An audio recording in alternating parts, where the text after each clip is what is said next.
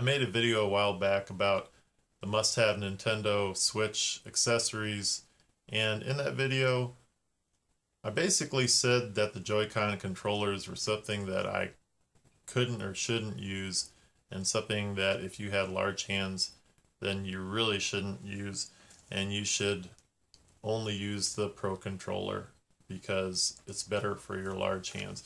And that kind of is true-ish. I mean, it does fit my hands. I have large hands, it has large buttons. But I found out that I was kind of wrong about that comment. Since that time, I have used the Pro controller, but I also have used the Joy-Cons, and this is what I do. I switch back and forth. And the reason why is because I thought the whole deal was that I was getting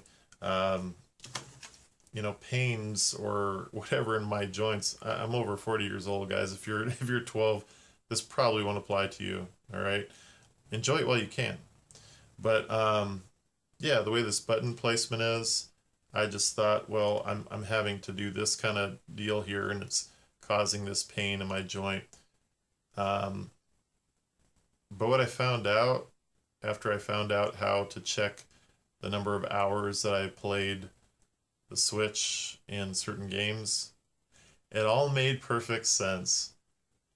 It's just about too much of a good thing. And so I found out that I needed to do some resting and take some breaks, kind of like it says to do when you look into the safety precautions. If you can find that in settings of your Nintendo Switch.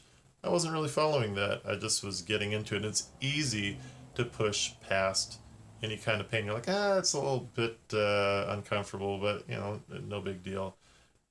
You would be able to feel it if you were running a race or something like that. But, pushing buttons, it's not that big of a deal.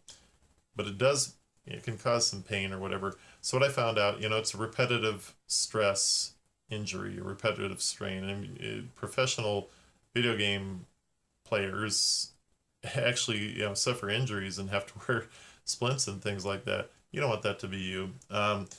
So yeah, I suggest to get the Pro controller.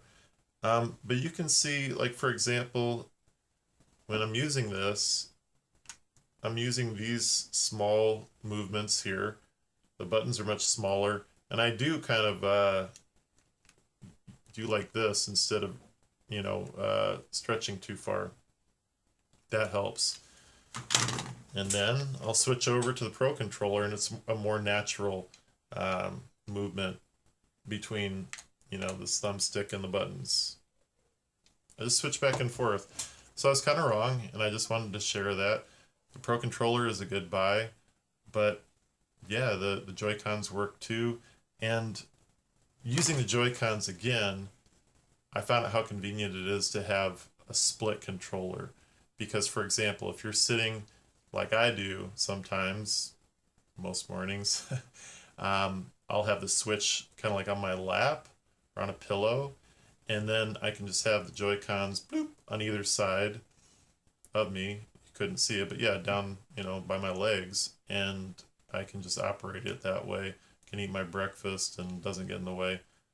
It's convenient. It's also convenient with some of the motion controls and whatnot, and some games like in Mario Odyssey where you might have to shake, shake, shake, shake, shake. It's a lot easier to do that than to use this, and some action moves that you wouldn't be able to do as easily with a Pro controller. Anyway, so switch back and forth, and it can save your thumbs a little bit. Save you in this part, and take some breaks. It's hard when you get into a game you're really happy with, but yeah, take some breaks, learn from me, and yeah, both types of controllers are good. So I'm correcting myself. Hey, thank you so much for watching, and I will see you in another video. Bye.